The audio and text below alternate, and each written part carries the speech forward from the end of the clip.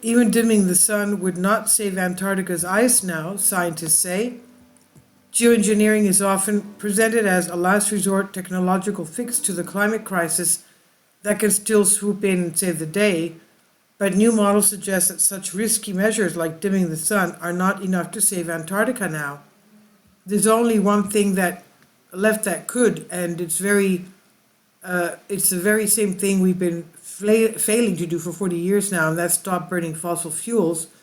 In the face of disastrous fires, floods, and other extreme events, weather events that have plagued the Northern Hemisphere summer, there's been renewed interest in the potential of geoengineering. The incentive to try potentially dangerous solutions will only grow stronger as climate-driven disasters intensify.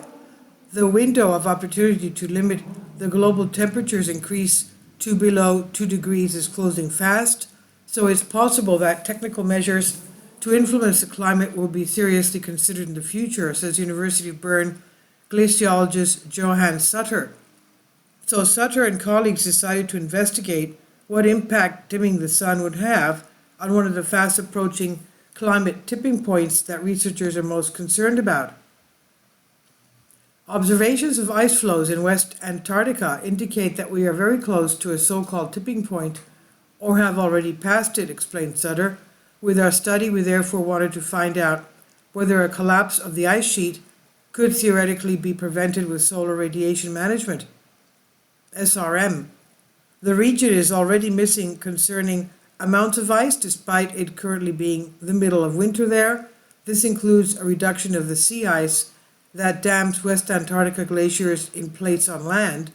The melting of West Antarctica would lead to meters of sea level rise, and all that extra fresh water in the sea could also contribute to the collapse of the ocean's currents, which are currently slowing down.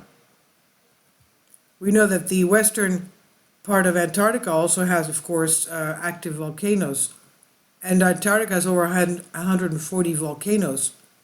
Now, the melt is happening faster than anticipated and already decimating wildlife. Sutter and colleagues simulated ice sheet conditions under high, moderate, and low emissions pathways and 4 different stratospheric aerosol injection scenarios. While the researchers' modeling showed dimming the sun by spraying millions of tons of sulfur dioxide into the stratosphere by 2050 could delay the ice collapse, it would only work in combination with decarbonization and only in the moderate or low emissions pathways. As long as atmospheric greenhouse gas concentrations remain high, solar radiation management would most likely have to be continued for centuries, perhaps even millennia, the researchers explain.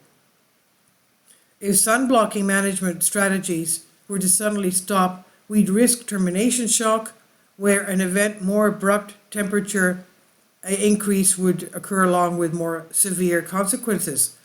Also, the other problems caused by the excess CO2 in our atmosphere would continue unabated. Sutter and his team write, solar radiation management could have impacts on regional weather patterns, detrimental to society and the biosphere, and other still unknown effects, while not addressing the direct adverse effects of rising atmospheric CO2, such as ocean acidification.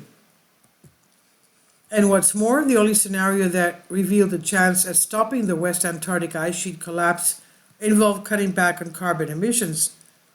Sutter warns, our simulations show that the most effective way to prevent long-term collapse of the West Antarctic ice sheet is rapid decarbonization.